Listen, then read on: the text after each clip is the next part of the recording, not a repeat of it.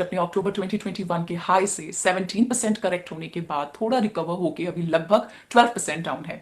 भले ही एफआईआईज यानी कि फॉरेन इंस्टीट्यूशनल इन्वेस्टर्स लगातार इंडियन मार्केट्स में सेल ऑफ कर रहे हैं, डोमेस्टिक इंस्टीट्यूशनल इन्वेस्टर्स ने भी सेम पीरियड में काफी बाइंग की है और मार्केट फॉल को कुछ हद तक अरेस्ट करने में कामयाब रहे हैं।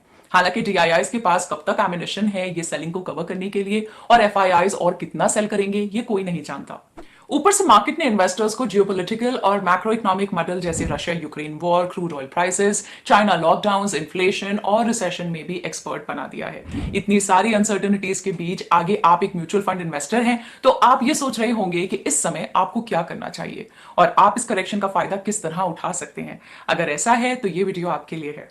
स्टॉक मार्केट्स में अधिकतर निवेशक एक तरफ लालच और दूसरी तरफ डर जैसे एक्सट्रीम के बीच में स्विंग होते रहते हैं, लेकिन हमें यह समझना चाहिए कि करेक्शंस और बेयर मार्केट्स इन्वेस्टिंग का एक इंट्रिंसिक पार्ट है। बल्कि इन्वेस्टर्स को इन इवेंट्स को एक अपॉर्चुनिटी के तौर पर देखना चाहिए और ना कि पैनिक होकर अपनी होल्डिंग सेल कर देनी चाहिए। इन सिचुएशंस में अपने इमोशंस और बिहेवियर पर कंट्रोल रखते हुए इन्वेस्टर्स को लॉन्ग टर्म फाइनेंशियल गोल्स पर फोकस करना चाहिए। अगर आपके फाइनेंशियल गोल्स दूर हैं तो आपको अपने इक्विटी होल्डिंग्स को सेल करने के बजाय अक्यूमुलेट करना चाहिए।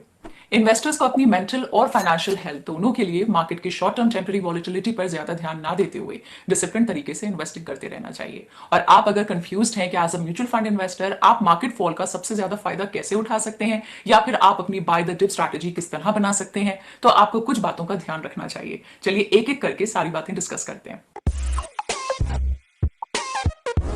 Figure out your investment allocation strategy. आपने ये तो डिसाइड कर लिया कि आप बाय द डिप करेंगे, मगर कौन से टाइप के फंड में करेंगे और कितना करेंगे ये जानना भी तो जरूरी है ना। इन्वेस्टर्स को कहीं भी इन्वेस्ट करने से पहले खुद का रिस्क टॉलरेंस और कैपेसिटी के बारे में जान लेना चाहिए। इसके साथ साथ उन्हें